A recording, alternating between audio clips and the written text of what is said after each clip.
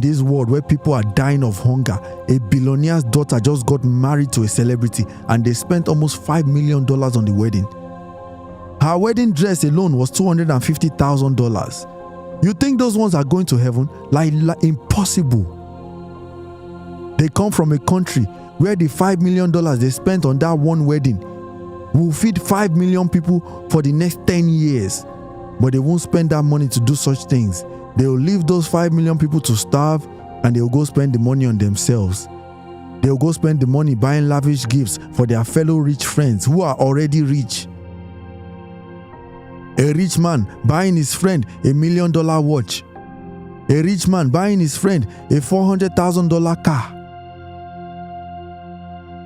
Does that make sense? That money will save so many people from starving to death. But no, they will rather gift it to their rich friends. And that's why Proverbs 22:16 says, the rich who oppress the poor to increase their wealth, and the rich who gives to the rich, they are both coming to poverty. It's a guarantee. Rich people love to give each other expensive gifts. Rolls Royce, this expensive watch, that expensive, they are all going to come to poverty. They will perish with their wealth. It is a guarantee. And that's why Yahushua said, it is easier for a camel to go through the eye of a needle than it is for a rich man to enter into the kingdom of heaven. It's unconscionable the way these rich people live. It is heartless. It's meaningless. People are dying, but they will say, oh, I'm doing charity here, I'm doing charity there. Even the charity they do is for show, or just to say, God, look, I'm doing something for the needy.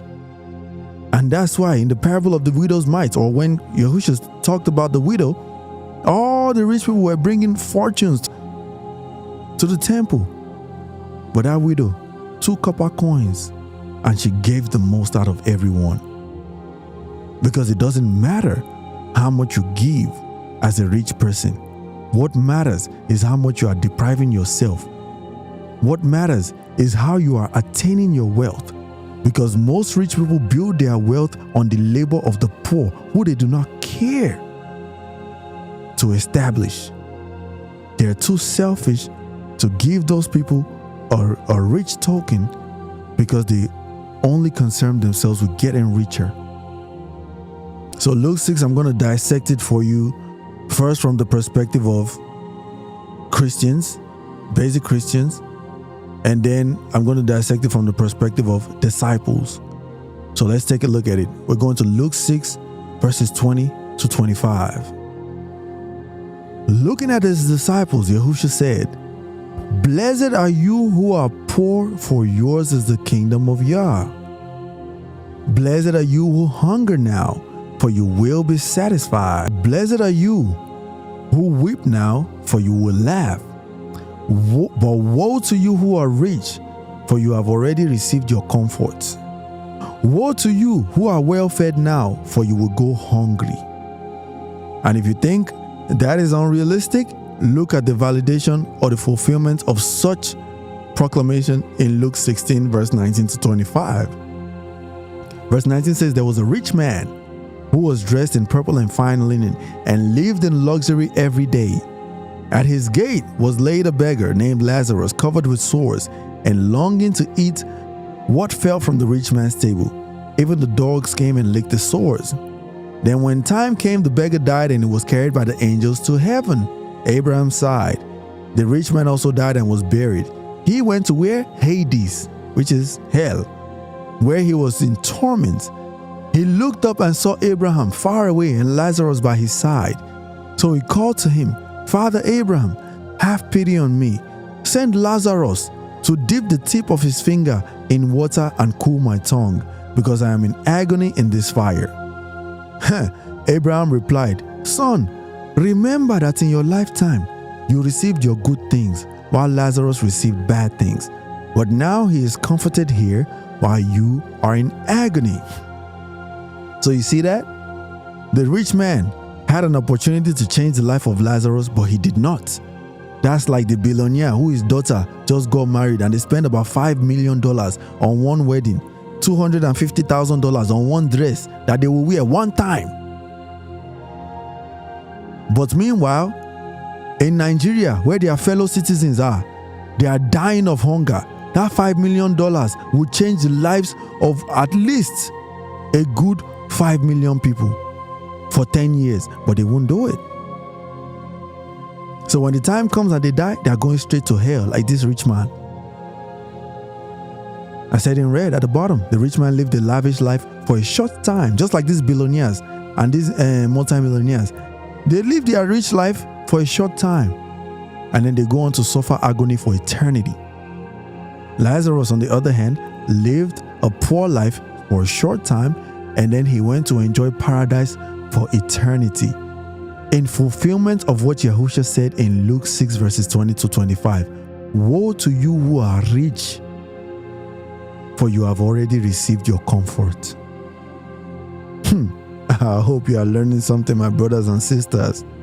Many rich people will not like this message, but it is for the sake of those amongst them who are willing to listen. And please don't get confused for a second that this is talking about all people, like all poor people are going to go to heaven because they were poor. No, scriptures is referring to Christians. If you don't believe in Christ, Christ is not talking to you. So don't make the mistake of thinking this word applies to the whole world as a whole when you read of certain things. No, it applies to Christians or those who consider themselves as Christians. The rich man in Luke 16 was a Christian. Lazarus was a poor Christian. So once again, just because you are poor does not mean you are going to heaven. If that's the case, then all poor people will be in heaven, including non-believers and devil worshippers. No, please understand, this is referring to Christians. So the rich man was a Christian and Lazarus was a Christian. The reason why the rich Christian was condemned to hell is because, just like the other rich guy that Christ said, go sell your possessions and follow me, this rich guy did not do what needed to be done. So he was cast into hell. Abraham was a rich man, but he's in heaven. Why? Because he obeyed all of Yahuwah's commands. Abraham was fully obedient, fully righteous, and you can see in scripture that he paid his tithe to Christ, that being Melchizedek. Abraham was a true disciple of Yahuwah who put Yah first in everything that he did. He was a rich man who made it to heaven, but he did not have an easy route. Go read about the story of Abraham and see everything that Yah put him through before he could enter that heaven. Christ told Abraham, leave your home, leave your family, leave everything you have and follow my directions. That is a rich man that obeyed and followed. Abraham left and went to the land that Christ told him to go to. The rich guy in Matthew 19 did not obey. So you see the difference? So also, Christ told Abraham to get circumcised at the age of 99. Do you know how painful that is? Yet Abraham obeyed. Christ told Abraham to sacrifice Isaac, his only son. Abraham obeyed. So yes, a rich man can enter heaven, but it is extremely difficult, because how many rich men will obey Yahuwah's commands and go sell their possessions to follow him to an unknown destination? 99% of them, 99.9% of them will not do it. They won't even sell their favorite car and go give the money to the needy, much less sell their other treasured items. You will see one rich person having 30 cars say, oh, I'm a car collector. The cars are sitting in the garage collecting dust just to say I have all these cars, whilst people are starving, going straight to hell. You see a rich man having all kinds of watches. This one is worth 4 million, 5 million. Even the lower level rich people having a watch. Oh, this one is 50,000. That one is 40,000. This one is 60,000. This one 10,000, 20,000. Is it not time? We are all telling. Your watch will tell the same time my watch will tell you. There's no difference. It's just material greed and pride, braggadocious nature. I have the most expensive watch. My watch is more expensive. Look at me, I'm wealthy. You can't walk your way into heaven doing that. You have to be concerned about those who do not have.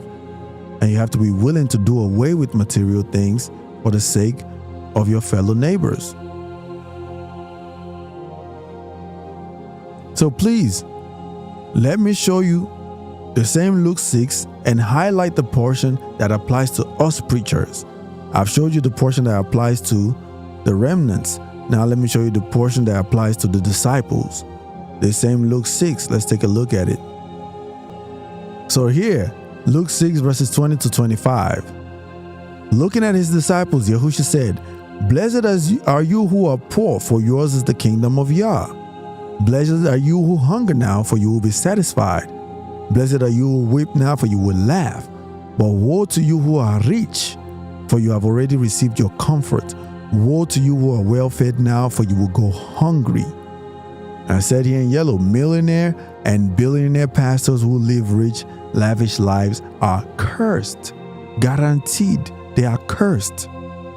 Yes, they are working to accumulate wealth. They have turned these stones to bread for their own personal consumption. They are flying in private jets, buying lavish gifts, living like worldly people. They are going straight into fire. It's a guarantee. And in red from verse 22, it says, "Blessed are you when people hate you, when they exclude you and insult you and reject your name as evil because of the Son of Man. Rejoice in that day and live for joy, because great is your reward in heaven. For that is how the ancestors of the wicked treated the prophets." And here in yellow, once again, the second line of yellow, I said, "True preachers of righteousness who speak the truth are hated for their message." That's what you see there in verse 22 to 23. Now verse 24 continues saying, "But woe to you who are rich," the rich preachers now, "for you have received your comfort. Woe to you who are well fed now, for you will go hungry. Woe to you who laugh now, for you will mourn and weep. Woe to you, preacher, when everyone speaks well of you, for that is how their ancestors treated the false prophets." I said here in yellow at the bottom, everyone accepts the message of prosperity preachers and speak well of them.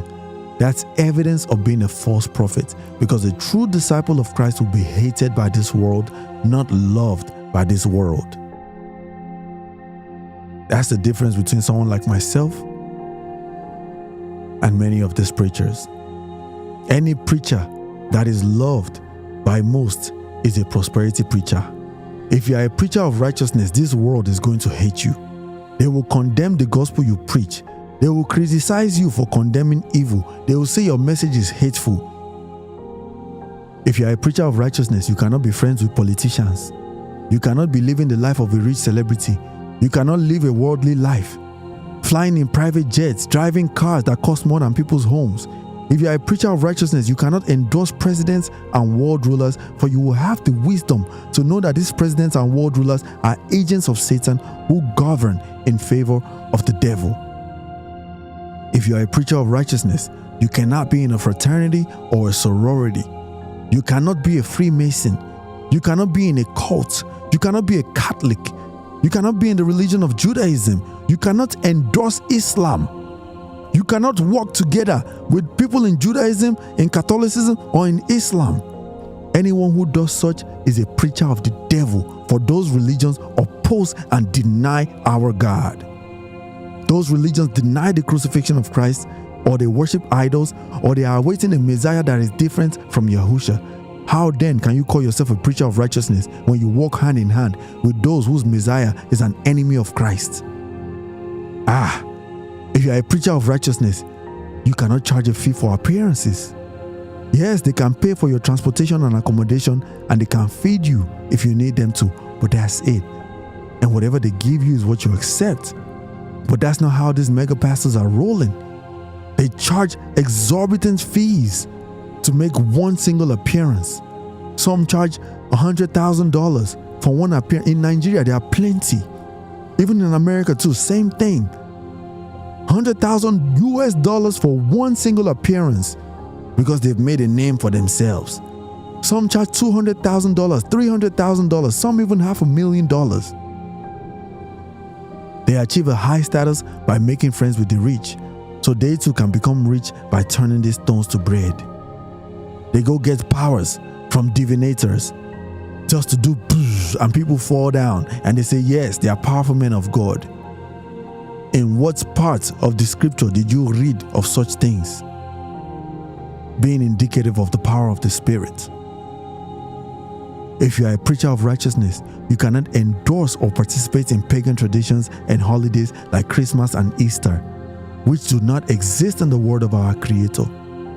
As a preacher of righteousness, you must observe the week of Passover, not on the days prescribed by the fake Jews, because their days of appointed feasts are different from the days here. They will tell you they are watching the moon, they are looking at the movement of the moon to determine. Shut up. The days are etched in stone here. Leviticus 23, go read it. Leviticus 16, go read it. The days are solidified. They are the same days. Not the one these fake Jews are calling up and down saying they are watching the moon and they'll set it for this week or that week. No.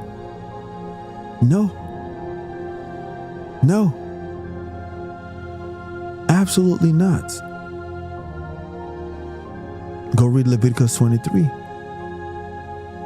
If the word says it is on the 10th day of the 7th month, so it is. And you also need to understand that the 7th month in scriptures is different from the 7th month in the world, because the Roman Catholics, they changed the calendar just once again to lead people away from following the rite of passage that permits you to be a first fruits who gets called up to heaven in rapture. So the 7th month scripturally is October, but the 7th month in the world is July. I hope you're getting the drift. So based on all these things that I've said in just the past few minutes, you can see that over 98% of preachers you see all over the world are not preachers of righteousness, for they violate one or many of the things that I've mentioned, not on account of my word, but on account of Yah's words. And that's why I try my best to tell fellow preachers alike, please, I know that I'm a young preacher, but you are going by pagan traditions. Read. Let me show you. Let me help you so you can go help your congregation. Because these traditions of pagans that you are following was passed down by evil people who want to rob children of Yah of their salvation. I'm a preacher of righteousness. You first fruits who have been baptized by fire and believe in the teachings that I was sent to deliver and go help rescue souls are also preachers of righteousness. And we all will be taken up in rapture and will be looking down at these mega pastors and many of these preachers all over the world who will be left behind.